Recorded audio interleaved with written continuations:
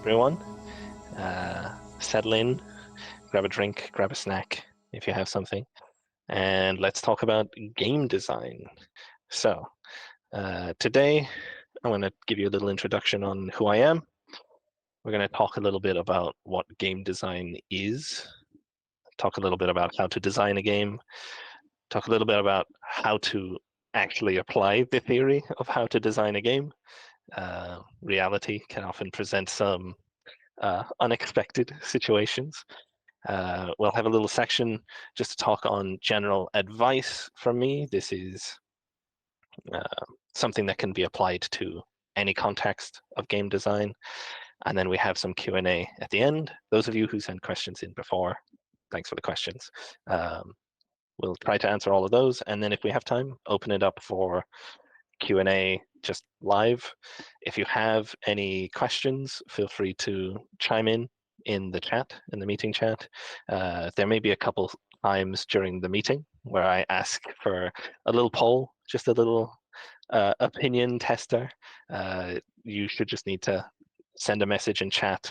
No need to worry about me calling on you to talk in front of everyone. That's my job today. But yeah, we can get started with a little bit of who I am. So, to start us off, my name is Daniel. I've been with Barb for over 5 years now. I started out in QA. That's how I got into the games industry. And I went from QA to associate game designer. Now I'm a game designer. This is actually my first job ever being employed by another company.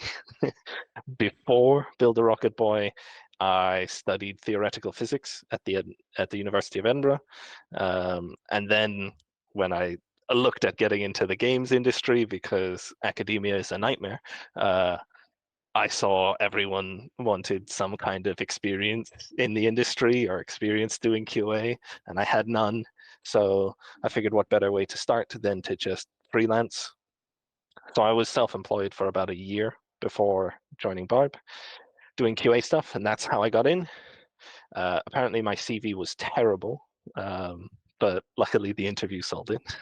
And we'll talk a little bit about that at the end because there was a question that came in about getting into the games industry. So we'll talk about all of that.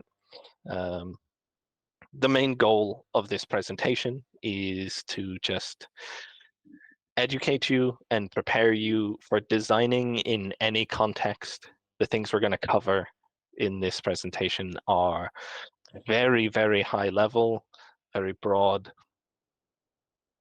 This is not going to cover the minutia of how to design a level or how to create suitable affordances and signifiers for players. This is more of like a holistic approach to game design. So the last thing you need to know about me is I'm a massive nerd. I play and run D&D in my spare time. I have done for almost a decade now, playing and running multiple campaigns, playing every week. I love card games, have done for the past 25 years of my life. I'm making a card game in my spare time. And I just spend a lot of time playing video games. D&D, by the way, any kind of tabletop game, any kind of board game, card game that you play, if you make up rules for your table, little homebrew rules, if you play Uno and you decide that sevens are wild cards or something, technically you're a game designer. And I really want you to kind of embrace that philosophy and ideology that being a game designer is easy. Most of you probably already game designers to an extent. And if you're hopping into a game building tool like Arcadia or any other engine to create games, you are a game designer, whether you like it or not. So, what is game design? A good question. It means different things depending on who you ask, what studio you work in, the situation that you're in. Even within the games industry, game designers from two different companies may do vastly different work. So some game designers in some companies work entirely in documentation, creating designs on paper. Some companies, especially smaller indie companies, require a little more hands-on approach, so the designers aren't just in documentation, but they're also actually building things in engine, in their tool set. In Arcadia, we hope to empower you to do everything in game design, from adding sound effects to level design to VFX to creating your narrative and being a narrative designer. The goal is for the tool to do everything. And lastly, a game designer does thankless work. And that means if you're doing it right, most of the time, players aren't going to notice. But you can bet your ass the players are going to notice if something is poorly designed. And I'm sure those of you who have played games have experienced this many times when you see something in a game and you just question, why is it like that? This doesn't make sense. This is so bad. But you often don't stop to notice or appreciate the times when things just flow smoothly. So that's what being a game designer is. It's trying to get the player to not think about the game, to not think about the game design, and to just experience it. My design director once said something quite profound to me, which was, as designers, we are creating emotions. That is our job. If we can get the player to be afraid, to be sad, to be happy, to feel vindicated, that is successful game design. So, as I say in the middle here, architect, communicator, critic, a game designer needs to wear many hats. And as part of the design process, not just in a big studio for AAA titles, but even for your indie games, even for just casually building within Arcadia or any other tool set, you need to have a plan, work on that plan, and then criticize the hell out of your own work. The communicator section is important for being a professional or working in a team. A lot of what we do in game design is communicating.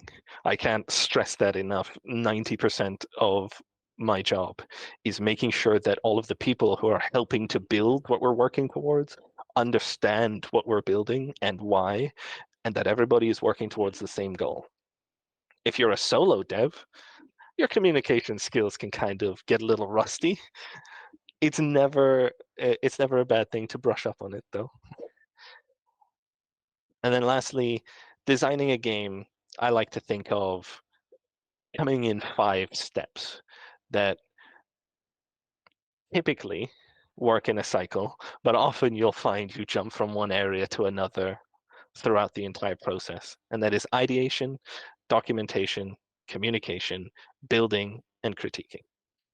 You come up with your game idea, you brainstorm, you have a backlog of ideas, you figure out which ones are the best ones, and you decide to work on them.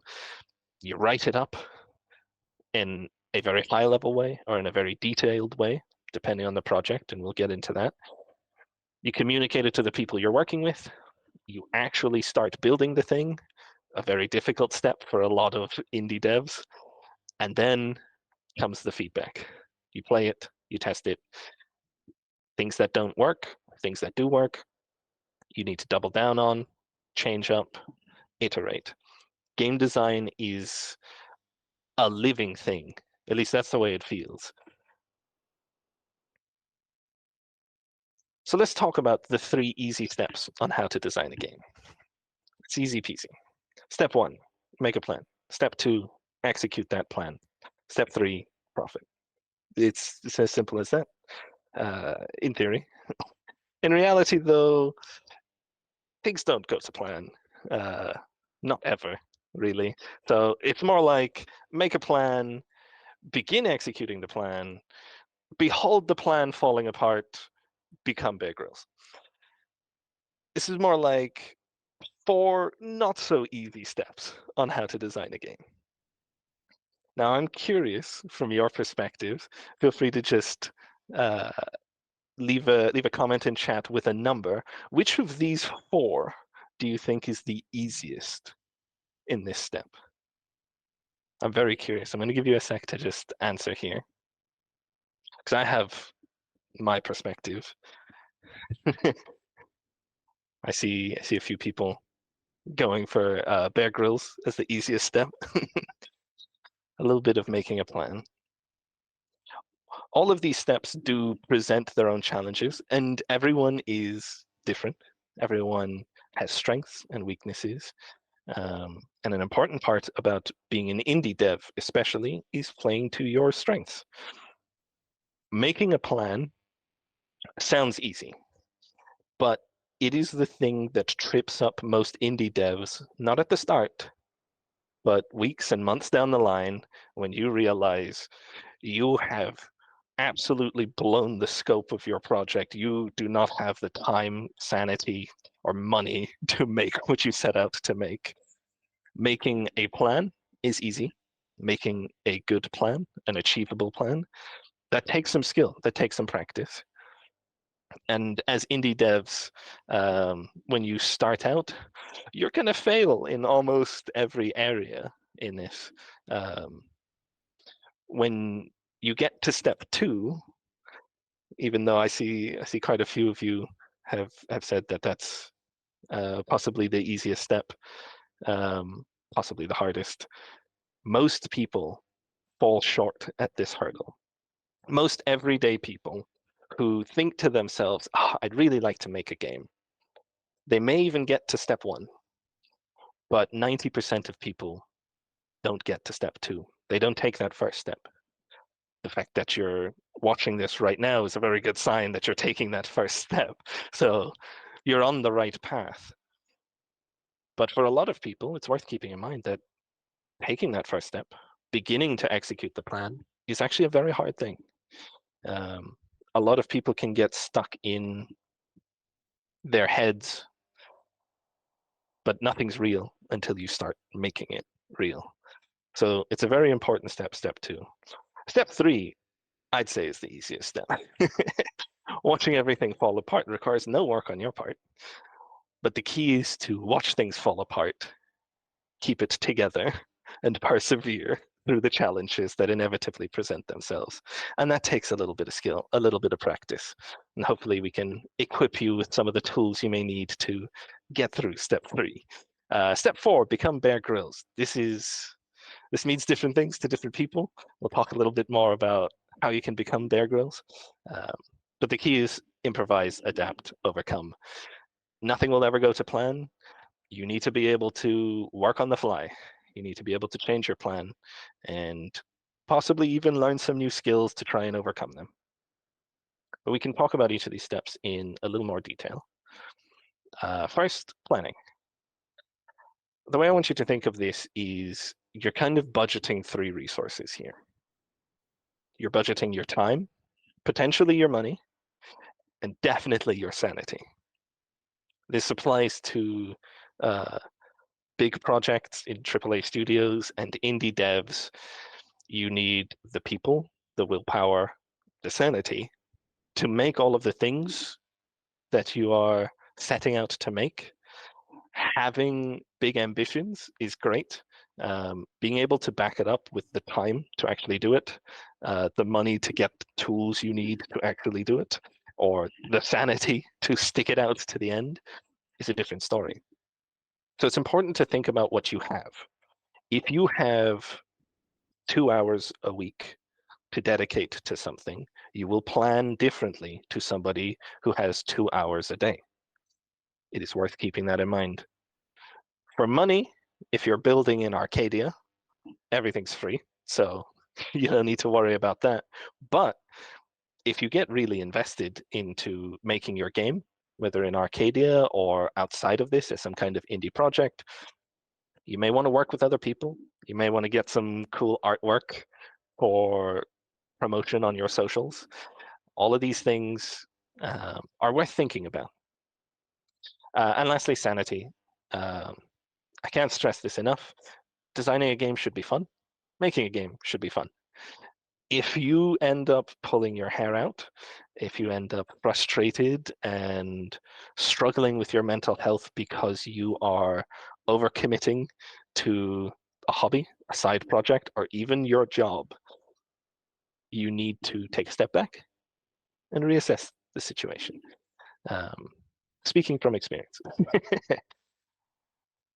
What planning looks like for me in this very professional business sense is a lot. There are entire teams dedicated, entire production teams dedicated to helping plan and make things work. For indie devs, for builders in Arcadia or any other tool set, things are a little simpler. But just for your knowledge, typically the planning for a design that I'm working on starts with brainstorming. We come up with a lot of ideas, we get together. That's the fun part. That's the part everyone enjoys. Then the part that nobody enjoys is where we go away and somebody has to write up a whole bunch of documentation about that.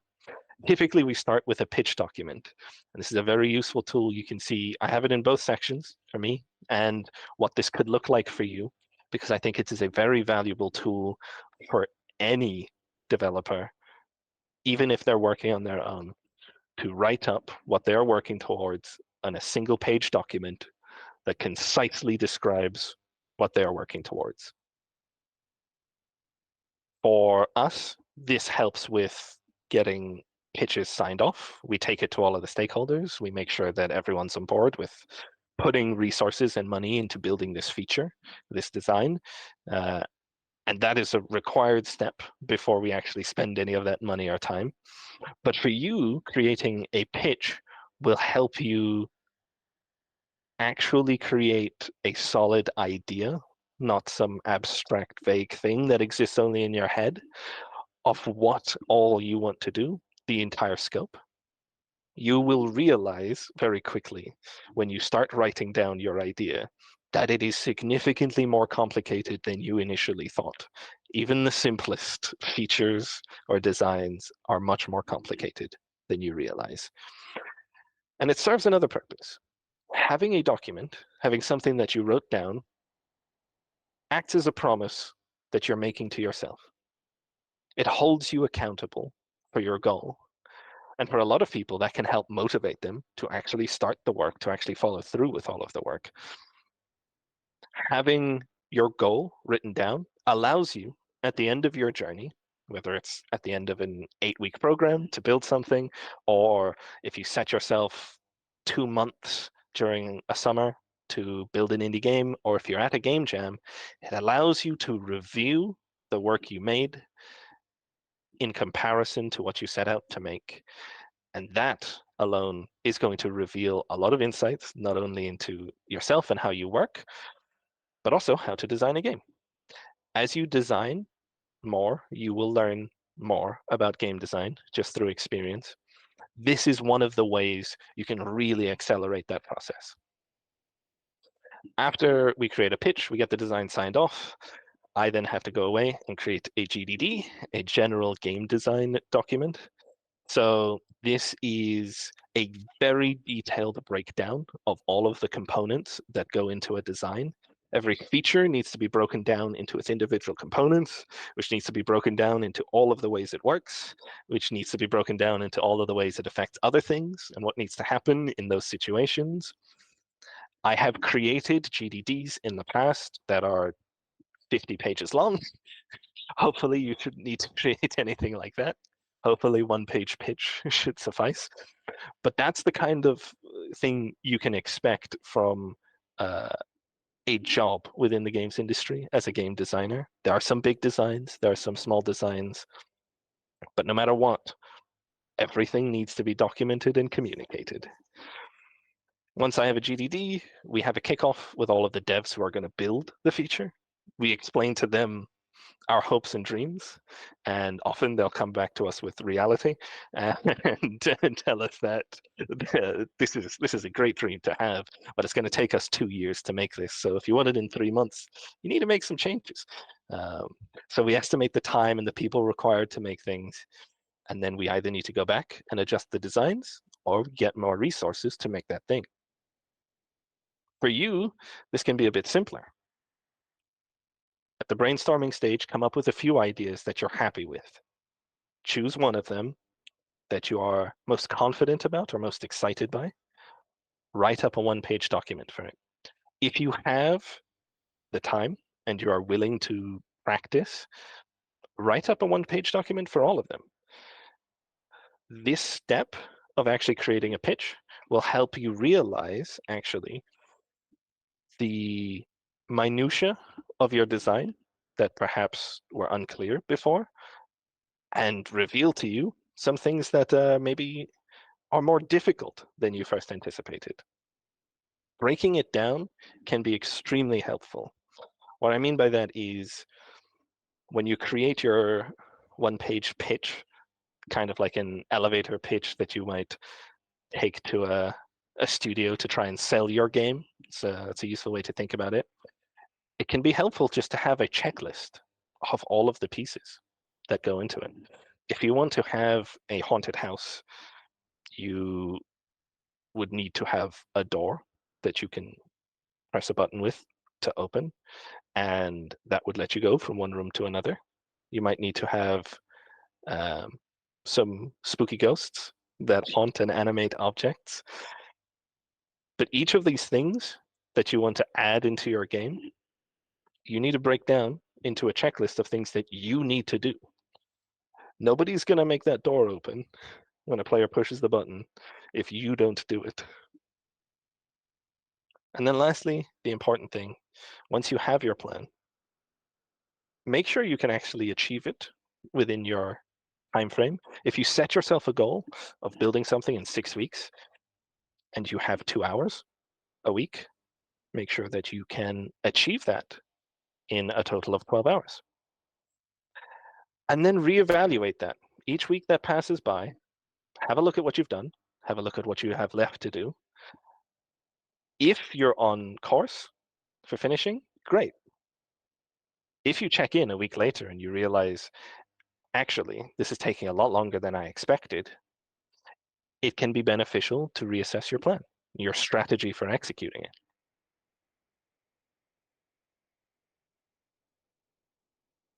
And then the hard part for a lot of people, beginning. This part, for those of you watching, should hopefully be made a lot easier by the fact that you are here and willing to pursue this. And hopefully, Arcadia makes it easy for you to start, no matter how you want to start. And I've outlined here 3 different ways that our designers typically start to approach building a game or building a level. And it's kind of very, there's very different reasons for going for each of these. But for a new developer starting out, for somebody building their first game or just getting into a new tool, new software, I will always recommend you go with whatever feels most comfortable, whatever you are happiest and most excited to do first should be your first step. There's no reason to make taking the first step even harder than it already is. So the 3 options I've laid out here are gray box approach, logic first approach, and the art first approach. In the gray box approach, we build out the space with just very primitive shapes, cubes, spheres, just to get a rough feel for the level, for the area. This can be useful if the gameplay in the level is a very important part of the game, but it's also a good way for a lot of people to just immediately feel what they are building. And staying motivated is a big part of developing a game. And that's easiest felt when you can play what you build almost immediately. So one of the great benefits of gray boxing is to establish that feel early on. The logic first approach, which is my preference, is to just dive into the actual logic of events triggering other events to occur. In Arcadia, our logic system allows you to very easily create connections between events that the player does and things that happen in the world. So for me, I like to, if I'm doing a haunted house, create the spooky ghost first. I like to create the timer that if it runs out, you're going to die. This varies person to person. A lot of people struggle to work in the abstract kind of logic space first without having a world to inspire them. And some people, including some of our content designers within Build a Rocket Boy, prefer the art first approach, where you just start building the environment that you want to see. Useful not just when the environment is important and the visual and aesthetic side of your game is critical to the feeling, but some people just work better that way. Some people just are able to get into a level, place down a bridge, think to themselves, it'd be really cool if this bridge was broken. Why would this bridge break? Let's put some like explosives around this place. And in a couple hours, they've built an entire level that's fully decorated. We have some very talented content designers in Barb who do just that. And frankly, it blows my mind. But one of the added benefits of taking the art first approach or the logic first approach is to inspire yourself. I often find I lack inspiration on the aesthetic side of my games. But if I can come up with some cool mechanics, some cool systems, if there's a ghost that triggers fireworks, suddenly now I might put a whole bunch of fireworks into the basement. Suddenly I might create a 4th of July setup outside. Maybe I change the theming to fit, what inspires me when I start. I'm curious for you guys, which of these three approaches you think you lean towards? Option 1, gray box, option 2, logic first, option 3, art first. Feel free to just leave a number or name it. I think the majority of the designers that I've worked with, they prefer the gray box approach. But a lot of those designers are also traditionally educated. And I have no formal education in game design. As I said, I studied theoretical physics. Everything I know, I've learned from the people who have come before me. All of my leads and directors has been self-taught, or I've learned through experience. I'm seeing a complete spread. There's a little bit of everything. That's amazing. Okay. Well, that goes to show it. You can really see different people favor different approaches.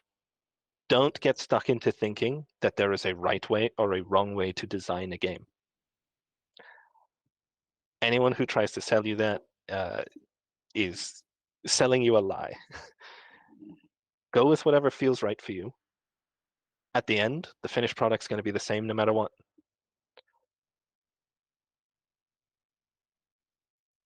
Step 3, watching everything fall apart.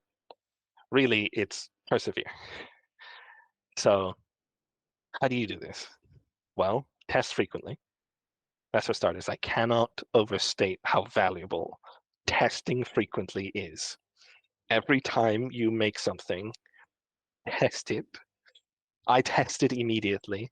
If I make a door that I interact with to open, I won't build the rest of the house until I have tested that that door opens when I push the button. Play what you make, get other people to play it, and listen to what they have to say. The earlier you find out difficulty points for players, moments where they're confused or lost, or things that just aren't as fun as you thought, the earlier you can change your plan, make a pivot. And that brings me to the second point. Pivot. Stay open to change. Design change all the time within the industry. They will change for you too. When things don't work out as you expected, stay open to changing it. It's actually one of the first pieces of advice I received from Adam Whiting, our assistant game director. He said to me, do not get overly attached to your ideas. In game design, things will always change. You need to be able to change with them. The flip side of that, and the bonus to that really, is you can let yourself be inspired. Like I talked about before, you can start working on something and have a brilliant idea because of it, because you realize, oh, actually, if I make this ghost explode in fireworks, I can set fire to, the walls. I can light this room with only fireworks. You can discover things by testing, by starting, but you might also discover some things you weren't anticipating. One of the benefits of working in games like Everywhere, building in tools like Arcadia, or even just building in Sims or Forge, is when you open the asset library and you have a goal. You're like, I want to build a carnival. And then you see an asset that is just so cool you can't help but be drawn to it. And then, okay, well, I'm not making a carnival anymore, right? I'm making a haunted carnival, an abandoned carnival, because I saw this tombstone and I really want to have this in my level.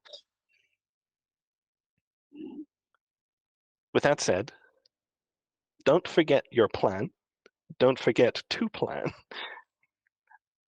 Do not suffer the age-old crisis of feature creep that plagues every game developer everywhere. If you have a plan and you keep adding to it, it will never finish. So it's important, while you let yourself be inspired, change plan, pivot, to do so within the scope of your available resources, what we talked about before, your time, your sanity, your money, potentially. And lastly, don't give up. The only real failure is giving up. Got a little asterisk here on what makes you happy. Giving up on an idea is sometimes necessary. As unfortunate as it sounds, sometimes you bite off more than you can chew. Sometimes what you want to do just isn't possible in the tool set that you have.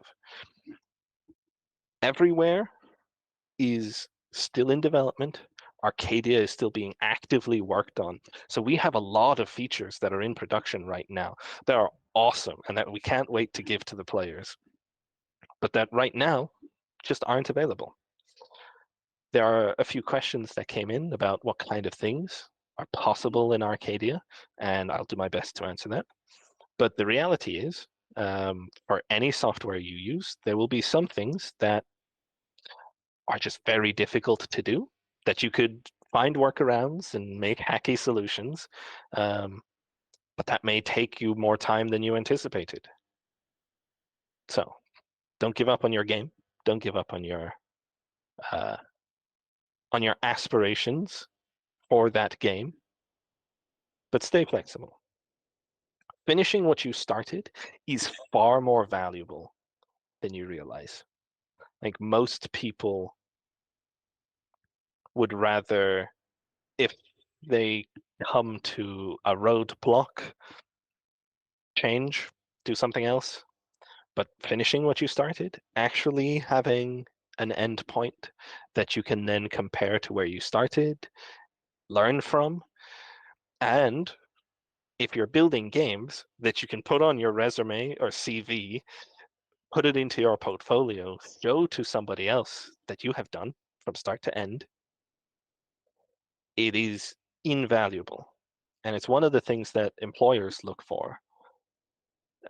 Even within the games industry, there are people who will come into a studio, work in pre-production, in production, and not quite make it to the end to ship the game. And those people who shipped the game, who can say they were there from start to finish, or that they saw it out the door, are hugely favored by recruiters. Just something worth keeping in mind.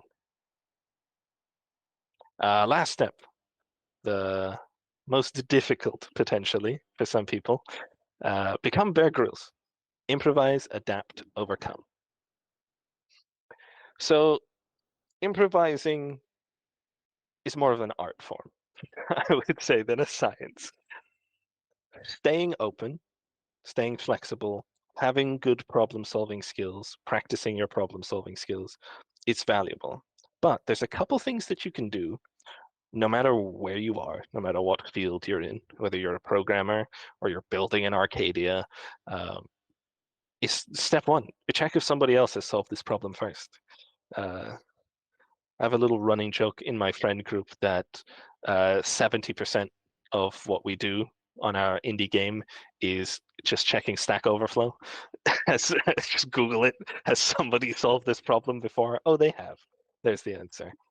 Within Arcadia, we have a really cool feature called stamps, which act as kind of prefabs, pre-made collections of logic and assets that other players have made or that we have made that has been published to be publicly used. And anything that you can make, you can turn into a stamp and publish it so that other people can use. The goal is when you come into a roadblock and you're like, I really want to build a trebuchet. I really want to build a cannon or a wagon, but I don't find any of the assets in the asset library.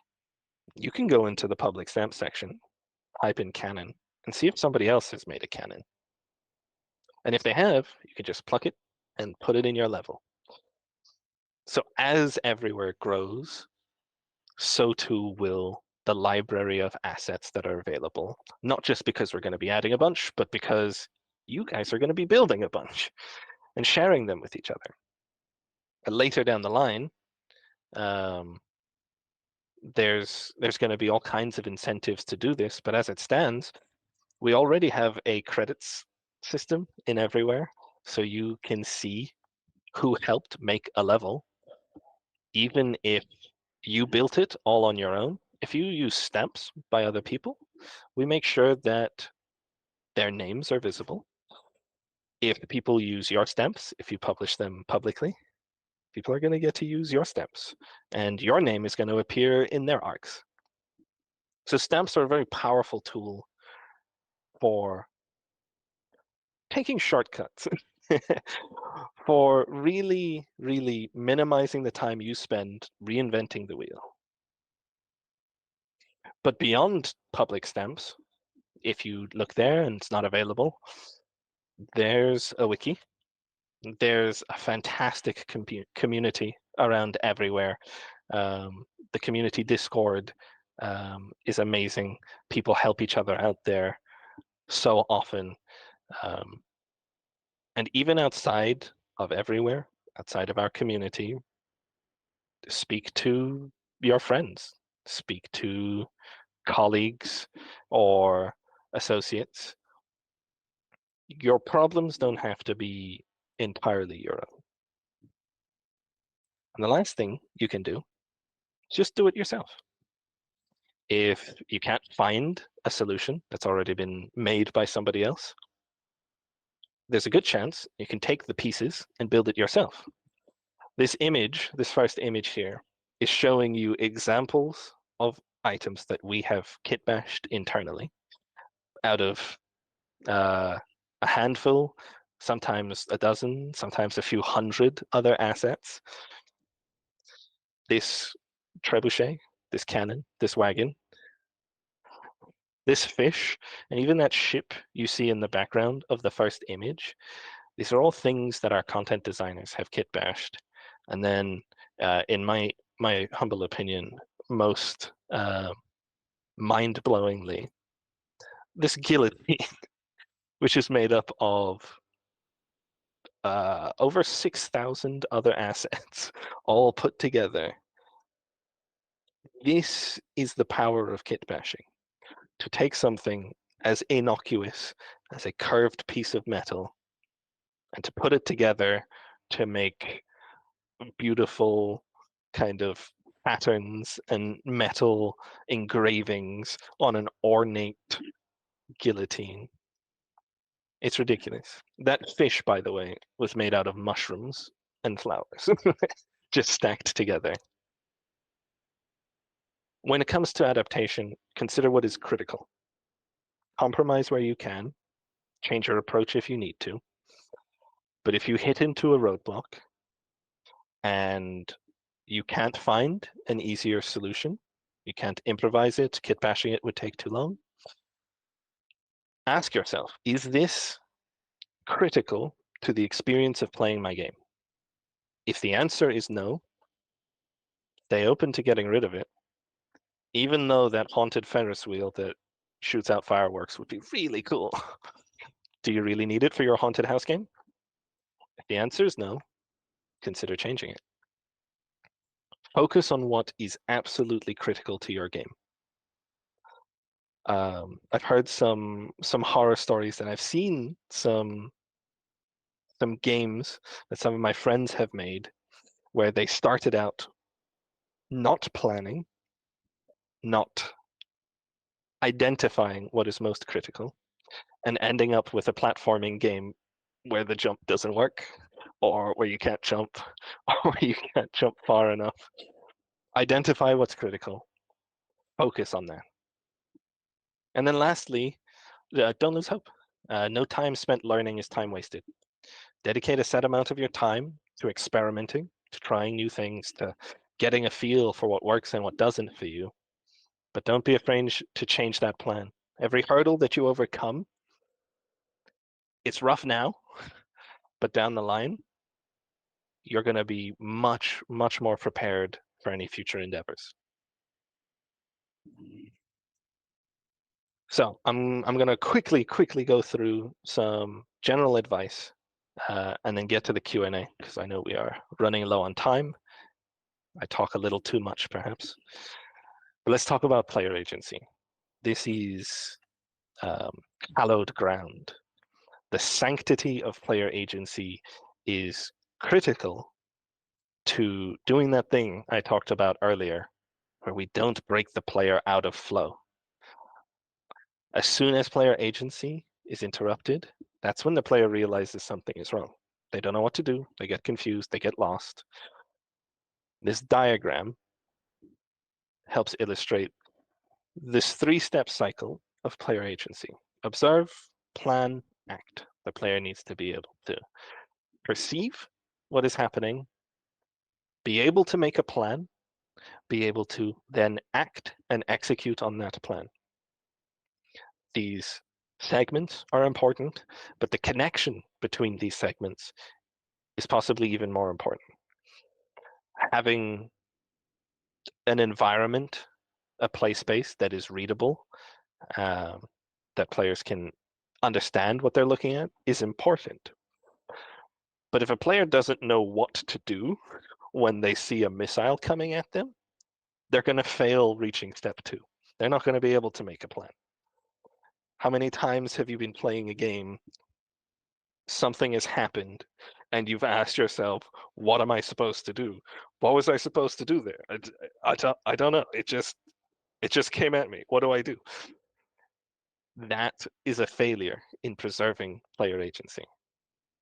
Similarly, once a player sees something coming, like in Mario Kart, when you see a red shell coming, if you formulate a plan, like I want to throw something behind me, and you have a banana, when you execute that plan, when you act on it, if suddenly you are not able to throw it backwards, you thought you could, actually the game doesn't let you, the player fails to jump from plan to act. And that breaks them. That breaks them out of the flow. And lastly, after a player has acted, if the player drops the banana behind them, they need to understand what comes next. They need to be able to go from acting to observing again, observing the consequences of their action. They should probably see that banana fall behind them. If the car is driving too fast, And by the time the animation plays for the banana spawning behind them, that it's off screen, they're not going to know if they successfully executed their plan. They planned, they acted, but now they can't observe the consequences of their actions. Similarly, after a player acts, after a player performs their action, they need to know what to do next. Often, an action-interaction cycle can end at the first step, but taking Mario Kart as an example, if you have a little red warning that says there's a red shell coming at you, and you drop a banana behind you, and the shell hits the banana, but the red warning stays flashing on the screen, suddenly now they don't know if that shell is still coming at them or if it's gone. Similarly, if there was no warning to start with, the player can never be entirely sure that their banana trick worked. So being able to transition from a player's actions to being able to observe not just the consequences of those actions, but what they can do next is critical to keeping a player in this flow. This is true not just for video games, for board games, card games, you name it. And then lastly, we've got 10 minutes left. Let's talk about Q&A. You guys have sent through some questions. I'm going to do my best to rattle through some answers to them. But if you have any other questions, now's your time. Feel free to write them up in chat. I'm going to keep an eye on it and make sure I can do both. So first question we got: how can I practice game design AFK without a computer, without any kind of technology? For those who aren't as tech savvy, or those who want to practice without the technology, a very good way to do this is paper design. But paper design doesn't work for everything. Working through a card game, for example, is easy to do on paper. You can write down the rules, have actual cards, and play it with your friends. But if you wanted to play, for example, Minesweeper, doing a paper design of that lends a lot of complications. So it's worth keeping in mind finding something that's appropriate for the kind of game that you're wanting to practice designing, that you want to create. Writing up documentation helps. Not just the one-page pitch, but if you want to practice game design, write up a detailed breakdown of a game that either you're working on, or if you want to just practice, pick your favorite game. Don't try to write up a design for that game. Pick a single feature in that game. The smallest detail that you can find. If it's Mario, pick the coins. If it's Mario Kart, pick the red shell specifically. You will realize quickly what I said before, that the details grow exponentially when you're not looking. So pick something small, design it. Pick a game you like, that you care about. I actually did this myself. Not because I wanted to practice, just because I was really bored and I really loved The Last of Us, and it blew my mind. And I was like, you know what? Just for fun, I'm gonna write up design documentation as if I'd worked on that game. I did that. It was fun. And it made me appreciate a lot of the smaller details that I didn't even realize were happening in that game. This is a way to practice. There's a bunch of questions about what kind of things Everywhere supports. Does it support custom UI, side-scrolling, top-down, isometric games, story-based games, farming-based games? The answer to the side-scrolling, top-down, isometric, story-based farming is yes. These things you can make. Keep in mind that our tool is still in development, so they may not exist in the format you are imagining. We have had builders build resource management games, farming games, where you need to gather resources, spend it to perform an action, to create more resources, to progress through a progression chain. We have games with narrative elements to them. We have a whole bunch of custom UI that is from objective text to tip text to markers on the minimap. I actually have a list of about 30 things. They're all customizable with text and different icons, but it's a small pool right now. And it's not as powerful as being able to create your own fully custom UI and HUD, but we are working on those tools actively. So while they won't be available for you to build with now, they will be available soon, TM. And then the question of what is a good fit for a first indie pet project? This question is more complicated than I think you realize, but the simplest answer is whatever excites you. The biggest barrier to beginning to design a game, to working on your first project, is being overambitious and shooting yourself in the foot by making yourself work on something you're not passionate about. You've got to be passionate about it. You've got to be excited by it to keep yourself motivated. So find the games that you prefer. Ask yourself what your favorite game is. Try to make some component of that game. Your first pet project, I would advise, be as simple as possible. Going as far as economies, even as far as gameplay loops, is a lot.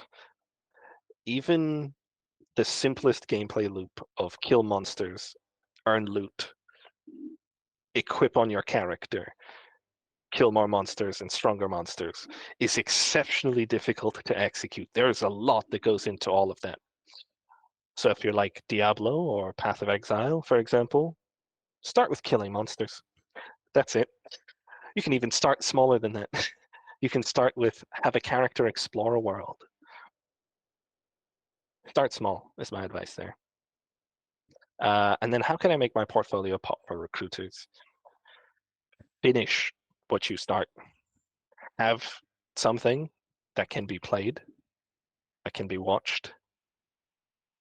If you can submit a CV with no experience in the games industry, but have a link to a website where they can download even the simplest prototype that you've made, play it, understand, as they will, since they are in the industry, what has gone into you developing that. It will go a long way to boosting your portfolio. Having some half-finished projects, it's better than nothing. It's not as good as having a finished, complete project, though. So that's what I'd recommend. And anything you design or build that recruiters can see, put it in front of them. Show it to them. And then let me look at chat. We've got a couple minutes left. Let me see any questions here.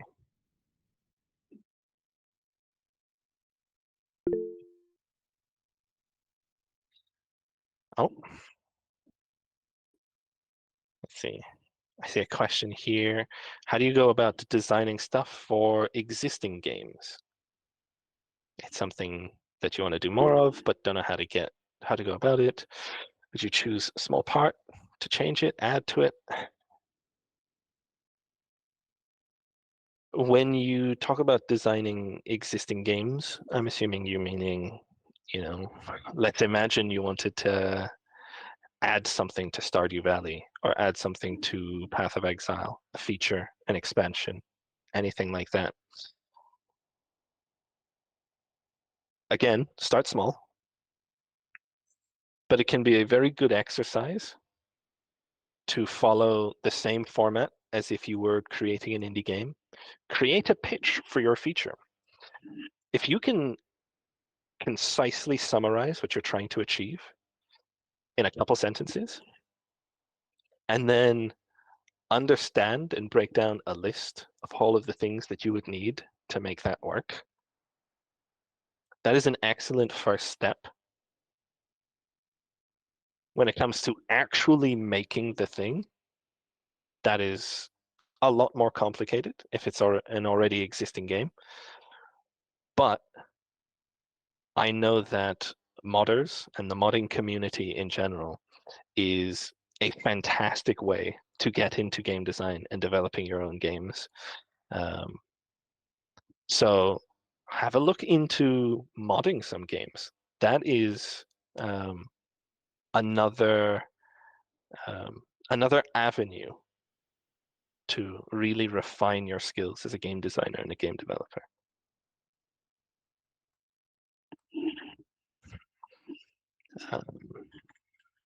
Could you please share one of the small details, if you remember, you discovered by making the Last of Us documentation? Yeah. Okay.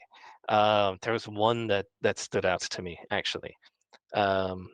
Listening mode, which for those of you who haven't played, is a toggleable perception ability that allows you to see through walls and listen quite intently for danger. Changes the camera to a kind of like more black and white color palette, allows you to see certain enemies at a certain distance away from you through walls. It also muffles the music. It muffles all of the sounds around you. And I was very surprised about it muffling the music, to be honest, because I hadn't even thought of that. But it doesn't just muffle the music, it muffles all of the ambient noises too. All of the birds and squirrels, which aren't critical gameplay information. They muffle it out. So only what's critical is left. I thought it was brilliant, and I barely noticed it until I actually started documenting it and went, hang on, let me go check what actually is muted by this. We are out of time now, but I see there's a bunch of questions. Feel free to keep writing up questions. Loris, I'm happy to take some time, write up some answers, and deliver them in text form, if you think that works. I can hear you. Yeah. Thank you all for listening, by the way. I appreciate you taking your time to listen to me drone on for an hour, over an hour. I had a lot of fun, and I feel like I could have kept going for another hour. So thanks. And I will try and get back to you on all of the questions that you sent through. We'll answer them all. All right. I hope you have a good day or good evening, everyone. And I'll see you later.